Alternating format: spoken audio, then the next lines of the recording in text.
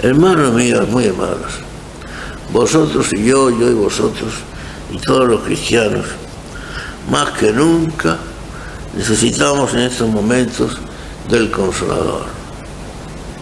Estamos viviendo, estamos en presencia de una iglesia desolada, de una iglesia destruida, de una iglesia que se ha disgregado por completo, que se ha transformado en otra que nada tiene que ver con la iglesia de Jesucristo. ¿Cómo lo vamos a sufrir si realmente somos discípulos de Jesucristo? Por tibios que seamos, por pecadores que seamos, pero ¿cómo no vamos a sufrir ante el espectáculo de desolación que ofrece nuestra iglesia? Yo, por ejemplo, ante lo que sucede con el santísimo, sacratísimo y sublime sacramento de la Eucaristía, nada menos que el cuerpo del Señor, nada menos que la sangre del Señor, no en figura, no en recuerdo, sino el verdadero cuerpo del Señor y la verdadera sangre del Señor, no en metáfora, repito, no en figura. Y si es verdad que aunque seamos como somos, amamos al Señor, el pensamiento, la cercanía, la presencia o el contacto, como nos ocurre sobre todo a nosotros los sacerdotes y también a los fieles cuando reciben el cuerpo del Señor en la comunión, el contacto y la presencia con el cuerpo de Jesús, al que amamos, por el que suspiramos, al que deseamos, al que consideramos como el fin de nuestra existencia, pues es algo que nos produce emoción y temblor y respeto y cariño sumo. ¿Cómo no vamos a sufrir cuando vemos cómo se trata hoy día la Eucaristía? El cuerpo del Señor entregado de cualquier manera a los que están en pecado, de los que no están en pecado. De manera que ya los adúlteros pueden comulgar. Los que están en situaciones que ahora se llaman irregulares, no olvidemos que ahora la costumbre de llamar a las cosas, cambiar a las cosas de nombre. Una de las características de la herejía modernista es la del disimulo, cambiar a las cosas por su nombre. A las situaciones de claro pecado se llaman situaciones irregulares. Bueno, se le podrá llamar como quiera, como al aborto le llaman interrupción del embarazo, pero no dejan de ser lo que son. Entonces, proporcionar, entregar el sublime, el maravilloso, el dulce cuerpo de Jesús a personas que están en pecado, ¿cómo es posible que eso pueda hacerse hoy día una realidad y además tan común, tan frecuente? ¿Cómo es posible que esa situación se llegue a considerar en la Iglesia como normal y como legítima? Yo me acuerdo aquellas palabras pronunciadas por el mismo Jesús cuando decía: procurad no echar lo santo a los perros. Procurad no echar lo santo a los perros. Las frases suenan duras, pero echar lo santo a los perros no sería tan duro ni tan grave como hacer o consentir o permitir que un alma en pecado mortal reciba el cuerpo del Señor.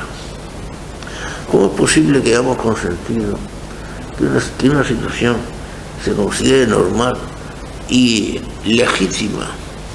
Cuando dijo San Pablo, ¿cómo podemos olvidar las palabras de San Pablo, que son palabras de la Escritura, que son palabras de Dios? Hermanos, os lo digo con toda sinceridad, con todo el amor de mi corazón y también con todo el dolor de mi corazón. ¿Cómo es posible, repito, que podamos olvidar las palabras del apóstol San Pablo? Tened cuidado y examínese cada cual antes de tomar el cuerpo o la sangre de Cristo, porque el que come el cuerpo del Señor o bebe la sangre del Señor indignamente se come y se traga su propia condenación. Si son palabras de los apóstoles, son palabras de la Escritura y por lo tanto son palabras de Dios. ¿Y cómo podemos preferir y optar por las palabras de los hombres antes que por las palabras de Dios? El que come y el cuerpo y traga el cuerpo del Señor o la sangre del Señor indignamente, se come y se traga su propia condenación. Yo por eso sufro grandemente, hasta el punto que siento deseo de llorar. Cuando yo ya soy viejo, por tanto pues soy muy sentimental. Tengo muchos años encima, muchas experiencias encima y muchos sentimientos y muchas aventuras encima. Y veo en las grandes concentraciones de fieles o en las misas en las que quedan, donde todavía asiste mucha gente, y veo llegado el momento de la comunión, cómo las multitudes se abalanzan a comulgar, indistintamente, indiscriminadamente.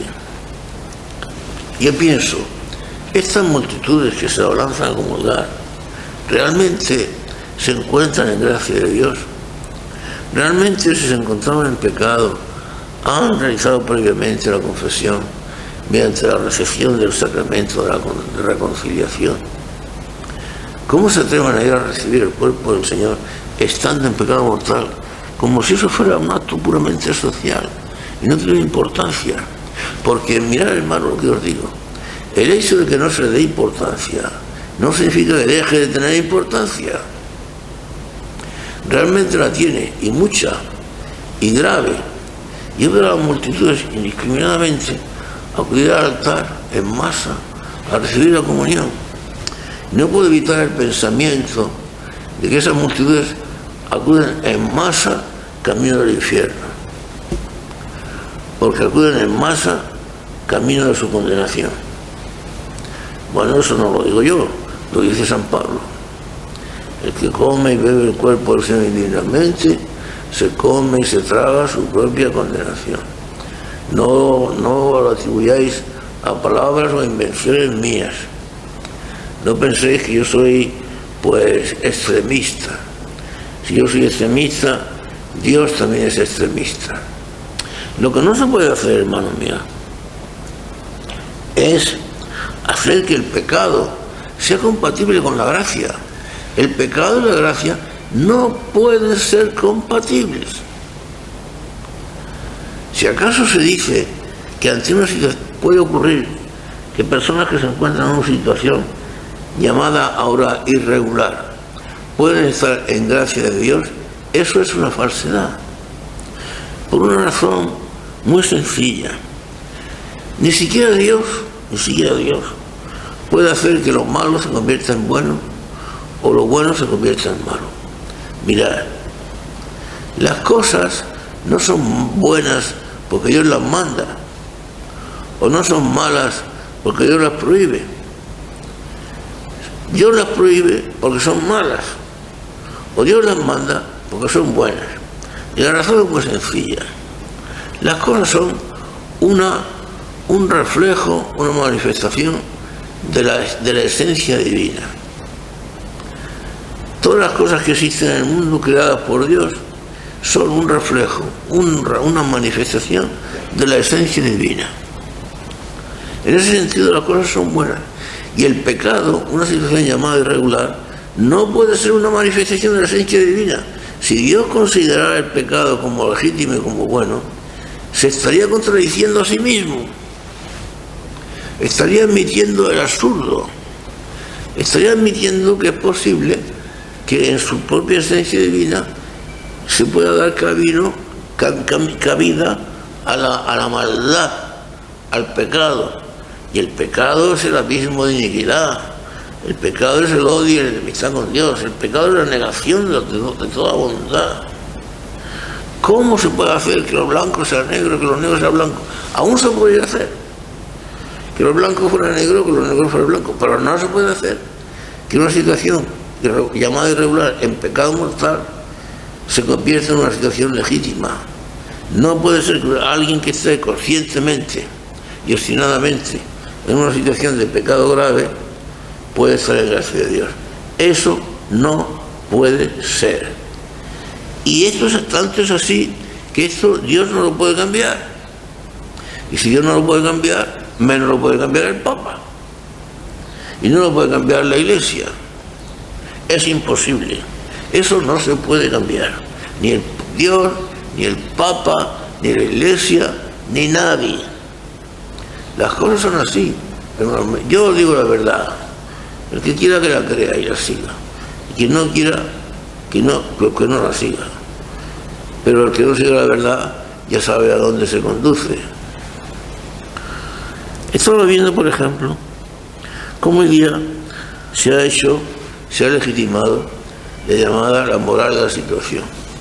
Cuando yo era seminarista, hacía tantos años, yo estudié como doctrina condenada, porque los papas preconciliares la condenaron repetidas veces, la moral de la situación. Las actuaciones de los hombres, los actos que llevan a cabo los seres humanos, son buenos o malos, pero son buenos o malos según se ajusta a las leyes divinas o se apartan de las leyes divinas. Y ya hemos dicho que las leyes divinas son inmutables porque responden a la misma esencia divina y Dios no las puede cambiar. De manera que lo que no se puede decir es que la conducta humana ya no depende de normas inmutables, de leyes fijas, no, depende de las circunstancias de cada caso. Una circunstancia de cada caso apreciada subjetivamente por el individuo en cuestión. De manera que es el individuo en cuestión el que decide en definitiva si una cosa es mala o una cosa es buena. Ya en la ausencia de normas objetivas, en la ausencia de leyes, en la ausencia de normas generales que determinan la conducta humana. Eso es la llamada moral de situación, condenada por la Iglesia repetidas veces. La moral de situación, que hoy día se ha hecho en la Iglesia una doctrina normal y es aceptada por muchos, unos ingenuamente, otros de buena fe y otros de mala fe. Yo no, aunque yo acerca de eso les pondría mis reservas. No me termino de creer del todo que nadie pueda aceptar estas consideraciones de que los actos son buenos o malos según el individuo los decide y pueda aceptar tal cosa de buena fe. Yo creo que en esa aceptación hay siempre mala fe, porque hay siempre el deseo íntimo de decidirlo por uno mismo. Lo diríamos vulgarmente, de hacer lo que a cada uno le da la gana. Es decir, de elegirse cada uno en su propia norma, en su propia ley, en su propio Dios. El hombre se elige a sí mismo como Dios y olvida a Dios. En esa situación estamos, y esa aberración, ese disparate, esa doctrina que está conduciendo a tantas almas, repito, al infierno, cada día se ha hecho normal. Cuando presenciamos esa situación, ¿cómo nos vamos a sentir tristes? ¿Cómo nos vamos a echar de menos? ¿Y cómo no vamos a necesitar la presencia del Consolador? La presencia del Espíritu, que es el que nos da la verdad completa, según dice en este mismo Evangelio Jesús nuestro Señor. Él os conducirá y Él os proporcionará la verdad completa, el único. En esa situación nos encontramos. Hemos dicho que Dios no puede cambiar la ética. Que el hombre no puede cambiar la ética. El hombre no puede cambiar la moral. Y no la puede cambiar el hombre porque tampoco la puede cambiar Dios. Ya lo hemos dicho. Y si no la puede cambiar Dios, menos la va a cambiar el Papa. Estamos destruyendo, y no digo nada que no sepáis, hermanos queridos, estamos asistiendo a la destrucción total de la familia. ¿Qué ha quedado de la familia cristiana? Esa familia cristiana que los viejos que somos tales hemos conocido en nuestros tiempos, de aquellos padres felices que se amaban, que tenían muchos hijos, que los educaban cristianamente en la pobreza, en la necesidad. Yo he pasado muchas necesidades de niño en mi casa y he pasado hambre Y en mi casa vivíamos, como se decía entonces vulgarmente, al fiado, que es lo que se dice actualmente al crédito. Comprábamos al crédito y al cabo del mes cobraba mi padre su sueldo más bien escaso y pagábamos como podíamos. Siempre pagábamos de una manera o de otra, porque mis padres eran muy honrados, pero con dificultades. Y comíamos pobremente, pero en fin, comíamos. Y éramos felices. Mis padres, mis hermanos y yo éramos felices. Aquellos tiempos de las familias cristianas. Pero hoy día se ha introducido el divorcio. Se ha perdido el concepto del amor y por lo tanto del amor total, del amor para siempre, del amor en una entrega en totalidad, del amor sin condiciones. Se ha perdido. Incluso se ha perdido dentro de la misma iglesia. Dentro de la misma iglesia, al cabo de tantos siglos de fidelidad a la doctrina de Jesucristo, se ha producido el escándalo de que la iglesia admita el divorcio. Ya no vale para nada las promesas prometidas en el sacramento del matrimonio. Los esposos se pueden separar cuando les venga en gana. Y por eso no tiene nada de extraño que ya prácticamente cada día sean menos, hasta el punto de que ya casi no existen los matrimonios celebrados en la iglesia. ¿Qué más da? Si los esposos se pueden separar cuando quieran, pues se casan por lo civil, que también se pueden separar cuando quieran, o sencillamente, ¿para qué? A llevar a cabo el trámite, se juntan, como dice la gente vulgarmente, se rejuntan y ya está. En definitiva, viven como los animales. Y con esos matrimonios podemos imaginar qué hijos se pueden educar. A ver si no estamos, como yo os decía antes, ante la destrucción de la familia. Si además se legitima el adulterio, como hoy día ya se está haciendo, si se admite que los adúlteros pueden recibir el cuerpo sagrado y bendito de Jesús el Señor, si se admite, por ejemplo, se admite ya como cosa normal el aborto en las legislaciones civiles y en las legislaciones eclesiásticas, que sigue siendo castigado por la comunión, con excomunión, pero puramente sobre el papel. Porque el aborto hoy día, pues prácticamente ni siquiera en el confesionario significa nada. Es un pecadillo de nada, que diríamos, si es que llega a eso. Y luego están ya como colofón y destrucción total de la familia, pues el adulterio, la ideología de género, los cambios de sexo, en fin. Y luego algo aún mucho más grave todavía, si es que se puede hablar así, la campaña que hoy día se está celebrando en el mundo entero contra los niños, para desarraigar la fe del corazón de los niños. Los niños son educados en el odio, son educados en la paganía, son educados en el odio a la religión, en el odio a Jesucristo, son educados en las aberraciones que conducen a toda forma de práctica del sexo, en todas sus formas más aberrantes, etcétera, etcétera. Los padres han hecho dejación de sus hijos. Otra falta, un deber gravísimo, como antes ya lo hemos dicho, y nos encontramos con una campaña universal que tiende a la destrucción de la fe en todos los niños. ¿A qué consecuencias vamos a llegar con todo eso, hermanos amados, hermanos míos? ¿Cómo no vamos a llorar? Y vamos a sentir, pues, doloridos ante una sociedad cristiana, ante una iglesia que dice que da lo mismo hablar de Jesucristo, que de Mahoma, que de Buda, que de Confucio. Pero vamos a ver, si Jesucristo es nuestra vida.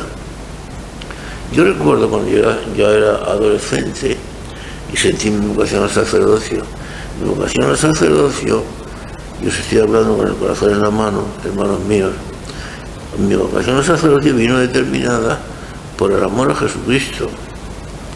Yo no me enamoré del sacerdocio por el ejercicio de los ministerios sacerdotales, como podía ser la predicación, la confesión, la catequesis, la asistencia a los enfermos o a los moribundos. No. Yo me enamoré del sacerdocio porque el sacerdocio era Jesucristo.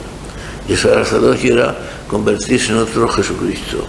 Y yo era adolescente, cuando con todos mis pecados y mis debilidades, pues prácticamente me enamoré de Jesucristo. Y me enamoré perdidamente de Jesucristo. Y ese enamorarme perdidamente de Jesucristo, y la idea de convertirme en Él, de parecerme a Él, y de ser otro a Él, y de reflejarlo a Él en mi vida, pues fue lo que me determinó a convertirme a ser sacerdote. Pero claro, si ahora resulta que Jesucristo, como dice San Pablo, es nuestra vida, y es el motivo determinante de nuestra existencia, y el motor de nuestra existencia, aquel cuyo amor nos hace felices, aquel por el que ansiamos y deseamos y que sabemos que algún día lo veremos cara a cara, aquel con el que hablamos íntima, y delicada y amorosamente en la oración, y que nos da la fuerza para soportar los embates del mundo y de la vida y resistir las tentaciones y las insidias del mundo, del demonio y de la vida. Si resulta que ese tal verdadero hombre y verdadero Dios que dio la vida por mí es igual que Mahoma, que Confucio y que Buda, pues francamente, decidme, hermanos míos queridos, con toda sinceridad, qué idea, qué ilusión puede quedar de lo que es la fe cristiana. ¿Quién va a sentirse hoy día empujado y determinado por la fe cristiana? Nos podemos extrañar de la falta de vocaciones de todo tipo, vocaciones sacerdotales, vocaciones a la vida consagrada, tanto en el ámbito masculino como en el femenino. ¿Qué vocaciones puede haber? Cuando además los jóvenes están viendo la conducta de los sacerdotes, la conducta alocada de las religiosas, de las mujeres consagradas a Dios, y no hablemos de los religiosos, de los frailes, etc. Y nos extrañamos de que no hay vocaciones. Y lo más gracioso, que es lo que a mí me asombra, es que se organizan campañas vocacionales, pero en el ámbito puramente sociológico. ¿Cómo pueden los organizadores, y eso me lo pregunto a mí mismo, ya dentro del ámbito eclesial, cómo pueden los organizadores de las campañas eclesiales pensar que los jóvenes, que son pues quizá de las pocas cosas que quedan en la sociedad, no todos, pero muchos de ellos sí, aún quedan como personas normales? ¿Cómo pueden pensar que los jóvenes que aún permanecen como personas normales y por lo tanto como jóvenes, como generosos, como valientes, podrían sentirse atraídos por procedimientos, por medios y por planes puramente sociológicos, puramente humanos? El sacerdote para cuidar pues de los oprimidos, el sacerdote para fomentar el diálogo y entendimiento entre los hombres. Eso lo puede hacer cualquier político, cualquier sociólogo, cualquier cristiano seglar, sin consagrarse a Dios. Simplemente son tareas que corresponderían a cualquier cristiano o a cualquier hombre. ¿Cómo puede eso ilusionar para que alguien se determine a seguir a Jesucristo y a vivir en sí propio esa existencia tan difícil y tan heroica y tan entregada, cuál es la existencia sacerdotal? Nos encontramos con que se dice que todo da lo mismo: el cristianismo, el islamismo, el budismo, el confucianismo y el mandanguismo, porque todos los caminos conducen a Roma, o sea, porque todas las religiones sirven como medios de salvación. ¿Qué ilusión nos va a dar nuestra fe cristiana? ¿Qué es lo que queda ahí como esencia pura de la fe cristiana? ¿Cómo no nos vamos a sentir desolados y tristes? Sabemos que la fe cristiana no tiene nada que ver con el Islam, ni con el confucianismo, ni con el budismo. Yo me sentía desolado, triste, con lágrimas en los ojos, cuando veía en el Narcís entronar la estatua, la imagen de Buda encima del sagrario, allí, nada menos que en el templo del benditísimo San Francisco de Asís, del Poverello de Asís. ¿Qué pensaría el Poverello, el seráfico de Asís, desde el cielo, cuando viera la estatua de Buda entronizada encima del sagrario y ante la cual rendían culto por los principales líderes cristianos y no cristianos, todos eran colocados y situados al mismo nivel y bajo la misma consideración?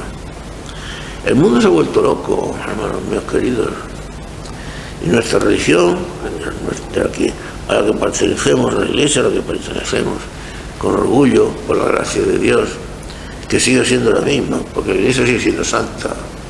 Los que no somos santos somos los que pertenecemos a ella, pero la iglesia como cuerpo de Cristo, y esto es lo maravilloso, lo sublime, y nadie lo puede quitar, es santa, y el sentido no solamente cambiado, sino que sigue siendo la misma, por aquello que decía la Biblia, porque Jesucristo es el mismo ayer y hoy y siempre y por los siglos.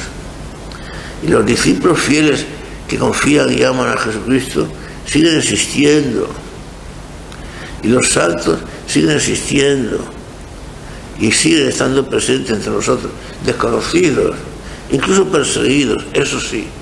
Y la prueba de que eso es así son las persecuciones tremendas, cruentas, que hoy día se están llevando a cabo contra los cristianos. Pero eso no deja de ser maravilloso, como eran maravillosas y fuente y semilla de nuevos cristianos las persecuciones de los primeros siglos. Y cuando se decía que sangre de mártires, semilla de cristianos, lo mismo ahora. No pueden acabar con los santos, no pueden acabar con los hombres o con las mujeres, o con los jóvenes o con los niños que tienen verdadera fe y que aman sinceramente a Jesucristo. No pueden acabar con la verdadera iglesia. La podrán disfrazar, la podrán ocultar, la podrán meter bajo las catacumbas o lo que fuere, pero no podrán acabar con ella. Incluso la hacen más gloriosa, e incluso hacen más maravillosa la aventura de ser cristiano. Hoy día, ya que hablamos de eso, hermanos míos, la posibilidad de ser un verdadero sacerdote de Jesucristo, cuando el ambiente es totalmente hostil y contrario, sobre todo en España, es una posibilidad realmente heroica. Pero ese hecho de que es heroica esa posibilidad la hace verdaderamente más maravillosa y más sublime. Acerca más a Jesucristo, que dio su vida en la cruz, cuya vida tampoco fue precisamente tan gloriosa ni aplaudida por los hombres. Más maravillosa. Es algo que podría invitar a los jóvenes, si se supieran presentar, a los jóvenes verdaderamente normales, verdaderamente llenos de corazón, verdaderamente pletóricos de amor, de ilusión y abiertos a los horizontes que da pues el mundo de lo sobrenatural, y aún el mundo de lo natural para salvar a los hombres. ¿Cómo nos vamos a sentir desolados y tristes cuando vemos como algo tan fundamental, que pertenece como algo intrínseco al misterio de la fe cristiana, cuál es el dolor y el sufrimiento? Y se dice que el dolor y el sufrimiento no tienen explicación, que el sufrimiento de los niños no tiene explicación. Si el dolor no tiene explicación, la muerte de Jesucristo no tiene explicación, la cruz de Jesucristo no tiene explicación, y el sufrimiento de tantos cristianos no tiene explicación. Entonces, si todo eso no tiene explicación, nada tiene explicación. Y si nada tiene explicación, ¿qué hacemos aquí? Entonces, ¿qué es nuestra vida? Afortunadamente, por la gracia de Dios, por la fe, sabemos que el sufrimiento sí tiene explicación, que nuestros trabajos tienen explicación, y que nuestra vida tiene sentido, que nuestra fidelidad, nuestro amor a Jesucristo tienen sentido, y más sentido que nunca, porque es más incomprendido y más perseguido que nunca, precisamente por eso. ¿Cómo nos vamos a sentir desolados cuando vemos la misa convertida en un espectáculo circense? Cuando vemos a los sacerdotes vestidos de payasos celebrando la misa convertida en un show circense. Cuando vemos a los fieles en las misas, pues asistiendo a ellas de un modo mucho más próximo al protestantismo que al verdadero catolicismo, en himnos, en ceremonias, etc. Cuando vemos que la transubstanciación ha perdido su sentido, ¿quién cree hoy en realidad en la presencia real de Jesucristo? ¿Quién cree en realidad que hoy día en la sacralidad y en la sublimidad del cuerpo de Cristo el contenido en la Sagrada Comunión? ¿Quién considera hoy el valor inmenso de la vida de la oración y de la vida de oración? La misa, el eje central del culto cristiano, de la vida cristiana, de la sociedad cristiana, convertida en una ceremonia puramente humana, de celebración de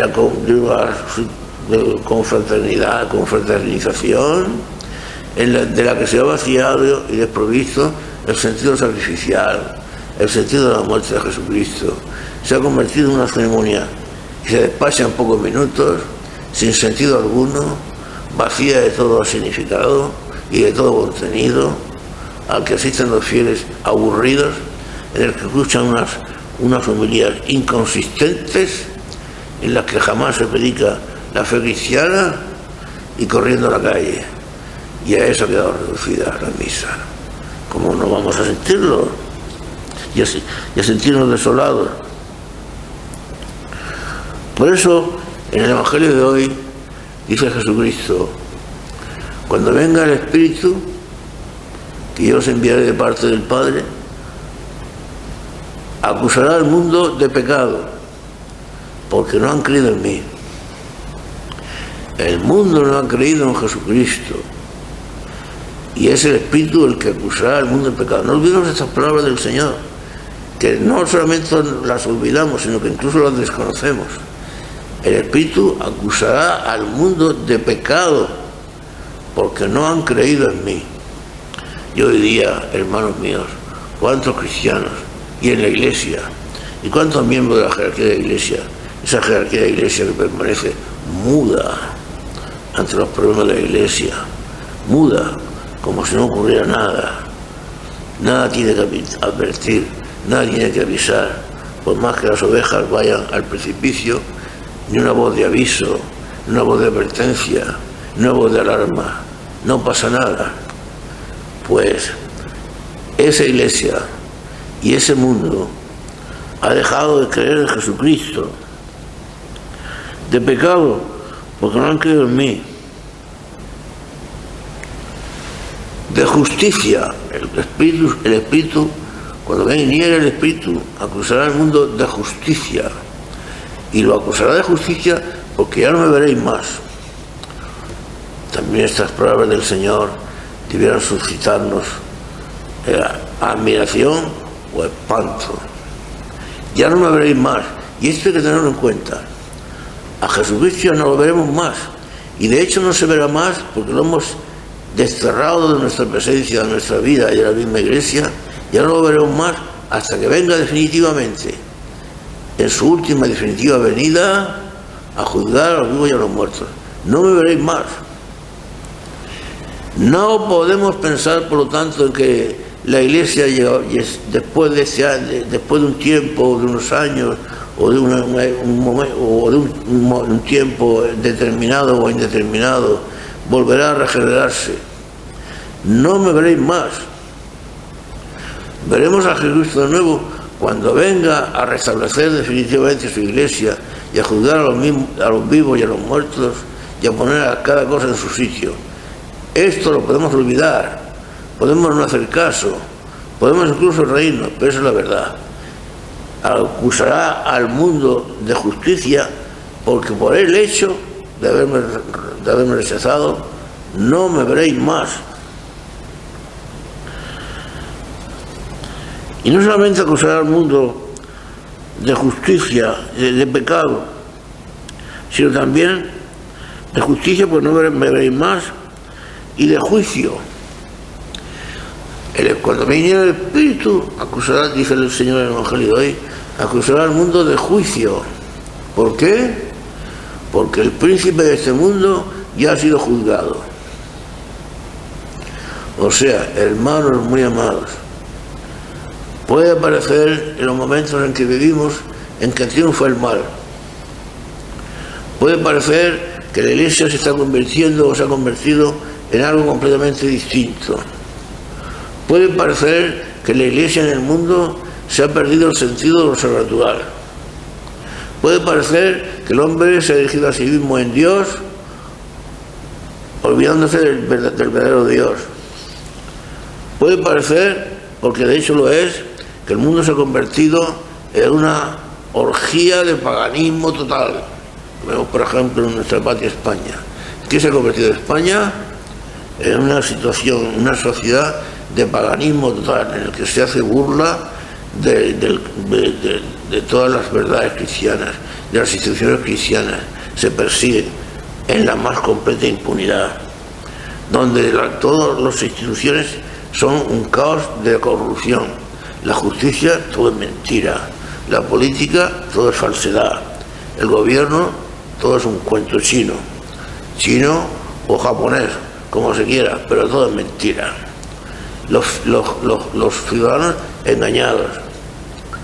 Conceptos fundamentales que los ciudadanos consideran como dogmas de fe, procedimientos para el engaño. La democracia, ¿en qué queda el engaño? ¿En qué queda la democracia? ¿De verdad que los ciudadanos se creen que eligen a los mejores gobernantes? ¿Que eligen a los gobernantes que ellos prefieren? ¿De verdad que se creen eso? ¿De verdad pueden pensar que los partidos políticos son otra cosa de un instrumento de inmensa corrupción y de la búsqueda del dinero, del poder y del aprovechamiento de todo para sí mismos? Un mundo corrupto, un mundo olvidado de Dios, un mundo que se ha olvidado del cristianismo y lo desprecia. Ese mundo no dejará de sufrir el castigo de Dios, y además pronto e inminente. Yo, hermanos míos, tengo seres muy queridos, hijos míos espirituales, en el país del Ecuador, donde he vivido unos 3 años. En estos momentos tengo hijos muy queridos en Ecuador y estoy en comunicación constante con el Ecuador. No ya que se produjo hace unos días un terremoto tremendo que prácticamente ha destruido todo el Ecuador, aeropuertos, ciudades, pueblos enteros, carreteras, comunicaciones. La situación que está atravesando el Ecuador ahora mismo es realmente tremenda. Sino que esos terremotos se siguen produciendo todos los días. Ha habido ya más de 400 o 500 réplicas, todas casi de la misma intensidad que el terremoto principal. Estoy bien informado porque tengo gente allí que me informan diariamente y yo estoy preocupado como no voy a estarlo. Más de 400 o 500 réplicas casi de la misma intensidad, cosa ocultada por la prensa y por la comunicación, porque los gobiernos se empeñan en ocultarla para no provocar un terror, un pánico general. Pero se están produciendo. Y esos terremotos se están produciendo en diversos lugares. Y se seguirán produciendo. Y después de Ecuador, después de América del Sur, que seguirán, pues vendrá Europa y vendrá España. No lo dudéis. porque como decía San Pablo, de Dios no se ríe nadie. Y esta situación en la que estamos viviendo, necesariamente, ha de tener su final. Ha de llegar un momento en que haga eclosión, porque esto no puede continuar así.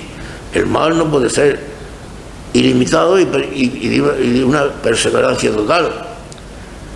El mal es la negación del bien, el mal es la negación del ser, porque el mal es el no ser, y no puede prevalecer el ser sobre el no ser.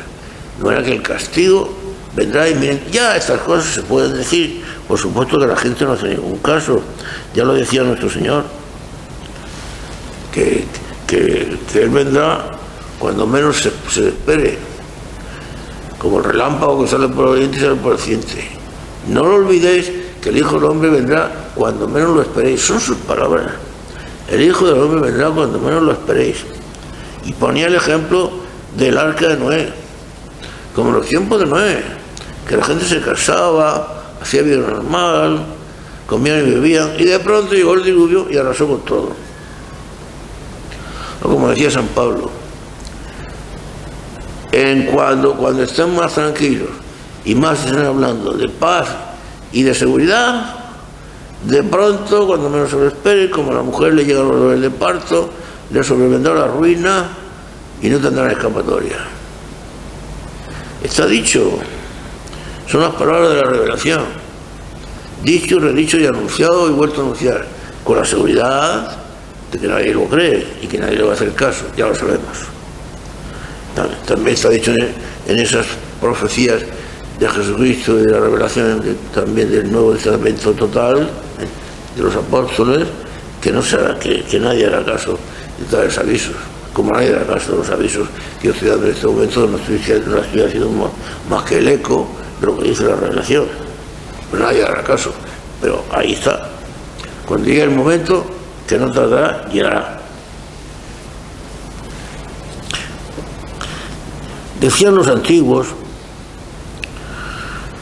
que los dioses, cuando quieren cuando quieren perder a los hombres, los vuelven locos. Y efectivamente, esa es la razón de que la sociedad en la cual vivimos, de la iglesia en la que formamos parte y en la que vivimos, pues todo se ha vuelto, nos hayamos vuelto todos locos. Pero no olvidemos, cuando venga el Espíritu, acusará al mundo de juicio, porque el príncipe de este mundo definitivamente ya está juzgado y condenado. ¿Verdad? Que el mundo siga gozando, que el mundo siga riendo, que el mundo siga burlándose de Dios, pero el príncipe de este mundo, que es el que promueve todo ese movimiento, está ya juzgado y condenado, y con él sus seguidores y secuaces. Todo está en que llegue el momento, un momento que no tardará.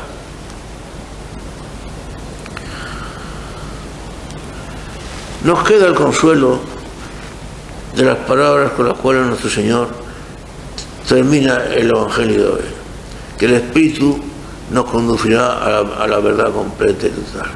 El Espíritu, como Él mismo le llama, es el abogado, el que aboga por nosotros, es el paráclito, es el consolador de nuestra alma, es el que nos conduce a la verdad completa, el que nos señala el verdadero camino, nos ayuda, nos consuela, nos anima, nos lleva hasta Jesucristo, el Señor.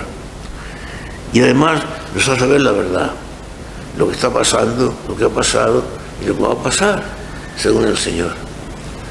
Y sobre todo es el consuelo y la ayuda a nuestra alma. Podrá pasar lo que pase, porque pasará, pero el cristiano siempre inconmovible en su fe. Mientras vivamos la confianza, la fe y el amor a Jesucristo, nadie podrá contra nosotros. El mundo os odiará y os perseguirá, pero recordad que a mí me odió y me persiguió antes que a vosotros. Y recordad que lo mismo que el mundo me persiguió a mí, yo he vencido al mundo. Y por lo mismo vosotros también lo venceréis. Y por eso decía el apóstol San Pablo, la victoria que vence al mundo es nuestra fe. Frente a todas las aparentes victorias del mundo y todas las aparentes fuerzas del mal y triunfo del mal, está la fe de los verdaderos discípulos de Jesucristo. Aquest victoria coevincit mundum, fides nostra, decía San Juan. Esa es la victoria que vence al mundo, nuestra fe. Que así sea y así será, hermanos míos muy amados.